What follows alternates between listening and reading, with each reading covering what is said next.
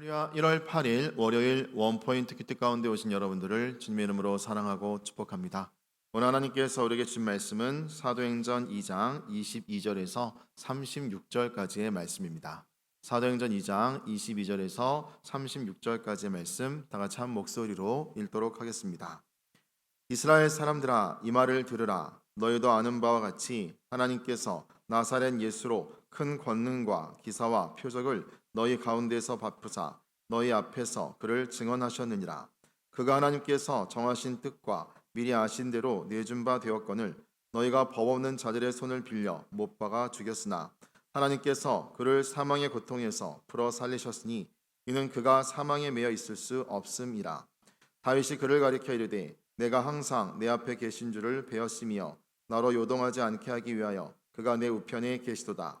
그러므로 내 마음이 기뻐하였고 내 혀도 즐거워하였으며 육체도 희망에 거하리니 이는 내 영혼을 음부에 버리지 아니하시며 주의 거룩한 자로 썩음을 당하지 않게 하실 것이미로다.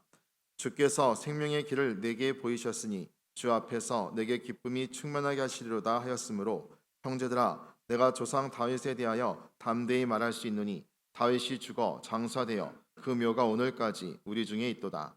그는 선지자라. 하나님이 이미 맹세하사 그 자손 중에서 한 사람을 그 위에 앉게 하리라 하심을 알고 미리 본 고로 그리스도의 부활을 말하되 그가 음부에 버림이 되지 않고 그의 육신이 썩음을 당하지 아니하시리라 하더니 이 예수를 하나님이 살리신지라. 우리가 다 이 일의 증인이로다. 하나님이 오른손으로 예수를 높이심에 그가 약속하신 성령을 아버지께 받아서 너희가 보고 듣는 이것을 부어 주셨느니라. 다윗은 하늘에 올라가지 못하였으나 친히 말하여 이르되 주께서 내 주에게 말씀하시기를 내가 내 원수로 내 발등상이 되게 하기까지 너는 내 우편에 앉아 있으라 하셨도다 하였으니 그런즉 이스라엘 온 집은 확실히 알지니 너희가 십자가에 못 박은 이 예수를 하나님이 주와 그리스도가 되게 하셨느니라 하니라. 아멘. 이 시간 말씀의 사람이란 제목으로 담임 목사님께서 큐티 인도해 주시겠습니다. 할렐루야. 자, 오늘 우리 이제 1월 첫 주 월요일 날을 또 맞이하고 있죠. 어때요? 복된 주일을 보내셨습니까? 오늘도 하나님의 말씀과 함께 힘차게 새해에 하나님의 축복의 문을 열어보시기를 바랍니다. 특별히 사도행전 2장을 통해서 아주 은혜 충만한 생기가 예루살렘에서 흘러나가 열방으로 퍼지는 오늘 그 대목을 우리는 지금 목격하고 있습니다. 신년도에 저와 여러분이 우리 월드와이드 교회 본당에서 성령이 충만해서 이 무리들 가운데서 열방으로 또 학교로 직장으로 가게로 가정으로 흘러가는 그런 은혜가 있기를 바랍니다. 오늘 여기에 가장 첫 번째 입이 열린 사람은 역시 사도 베드로입니다. 이렇게 열리게 된 것은 하나님의 특별한 은혜죠. 오늘 이 베드로는 뭐라고 지금 대언을 할까요? 22절에서 24절에 보시면은 예수님의 죽으심과 부활에 대하여 얘기하고 있어요.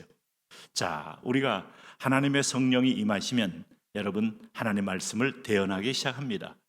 이스라엘 사람들아, 이 말을 들으라.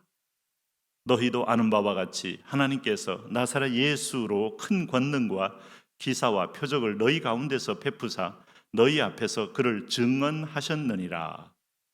그가 예수님을 가리킵니다. 하나님께서 정하신 뜻과 미리 아신 대로 내어준 바 되었거늘. 하나님께서 예수님이 죽고 부활하신 것은 하나님의 뜻과 하나님의 예정이다. 결코 하나님의 약함이나 하나님의 실수나 예수님의 부족함이 결코 아니고 오늘 인간의 몸을 입은 것부터 하나님은 오늘도 창세기 3장에서 뱀의 머리를 상하기 위해 오신 성육신하신 예수님이시고 그가 죽고 부활하신 것은 뱀의 머리를 깨뜨리시고 부활하신 그리스도를 드러내주고 있는 것이다. 너희가 법 없는 자들의 손을 빌려 못 박아 죽였으나 법 없는 자가 뭐겠어요? 율법이 없고 말씀이 없는 자들입니다. 자기의 소욕대로 움직이는 자입니다. 사사시대에 법 없는 자들이 누구였습니까? 하나님의 말씀을 듣지 못하니까 심지어 제사장마저도 법 없는 자가 되는 겁니다. 내 마음에 말씀의 법이 있습니까? 성령의 법이 있습니까? 생명의 법이 있습니까? 오늘 조용히 한번 살펴보셔야 됩니다. 나는 무슨 동기와 무슨 철학과 무슨 세계관으로 움직이는가? 말씀의 동기, 말씀의 세계관, 말씀의 철학, 이것이 바로 법 있는 자들입니다.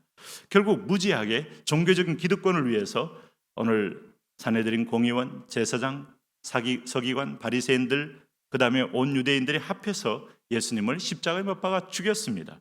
그러나 오늘 24절에 하나님이 너희는 죽이고 하나님은 살렸다. 이게 바로 오늘 본문 전체의 구도입니다. 인간이 모여서 할 수 있는 것은 죽이는 것밖에 없습니다. 파괴밖에 없습니다. 사단이 할 수 있는 것은 파괴밖에 없습니다. 죽은 자를 다시 살릴 수 없습니다. 그러나 하나님은, 예수님은 나사로를 살리셨던 것처럼 죽은 예수님도 살리실 수 있는 분이 하나님이시죠. 24절에 하나님께서 그를 사망의 고통에서 풀어 살리셨으니 이는 그가 사망에 매여 있을 수 없었음이라 라고 말씀하고 있어요. 이조차가 오늘 그가 하나님께서 정하신 뜻과 미리 아신 대로 하나님은 살려주신 겁니다. 자, 그런 의미에서 보면 과연 하나님께서 미리 정하신 뜻과 미리 아신 대로 그것이 과연 성경에 근거가 있습니까?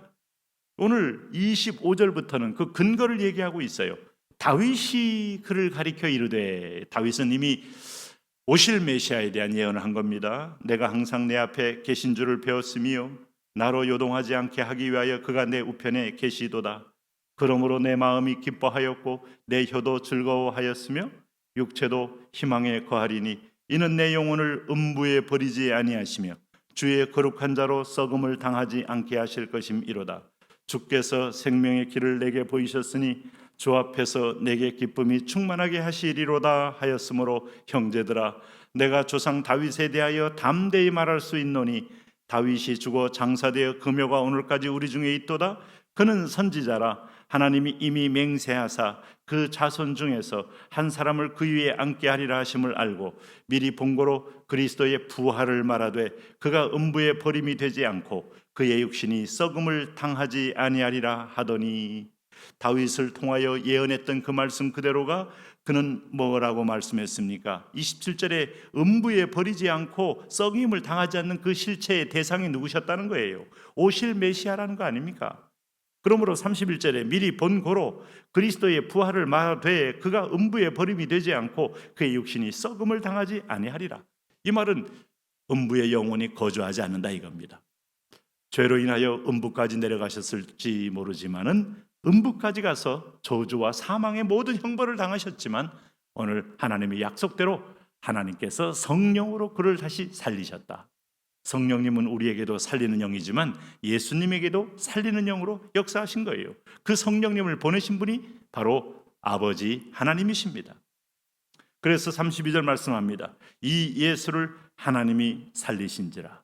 이 예수를 하나님이 살리신지라. 우리가 다 이래 증인이로다. 자, 우린 12 증인들이 40일 동안 예수님이 이 땅에 있으면서 갈릴리 해변가에서 고기를 구워서 드시면서 육신의 몸을 입으셨음을 보았습니다. 500의 형제들이 일시에 그를 목도하면서 그가 부활하신 주님인 것을 알았습니다. 많은 사람들이 두려워 떨 때 문을 열고 평안할지어다 하며 나타나신 주님을 그들은 목도했습니다. 도마라는 사람을 통하여 예수님의 그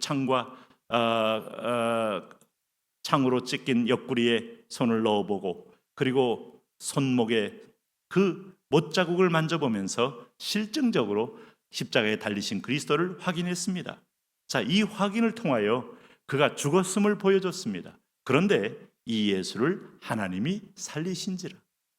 오늘 3일 동안의 완전한 죽음에서 살리신 분이 하나님이십니다. 세상의 모든 세력이 그를 죽였어도 세상의 모든 세력이 한 분 하나님이 넉넉히 예수님을 살리셨습니다. 오늘 저와 여러분도 이 부활의 능력의 주님께서 여전히 계시기에 오늘 내가 죽을 것 같은 상황, 낙망할 것 같은 상황, 포기할 것 같은 상황, 그 상황 가운데도 하나님이 한번 말씀하시면 일어납니다. 오늘 그분을 붙잡으시기를 바랍니다. 오늘 그러면서 오늘 여기 32절에서 36절까지 뭐라고 말합니까? 바로 이것을 증거하는 게 바로 우리가 사명이에요.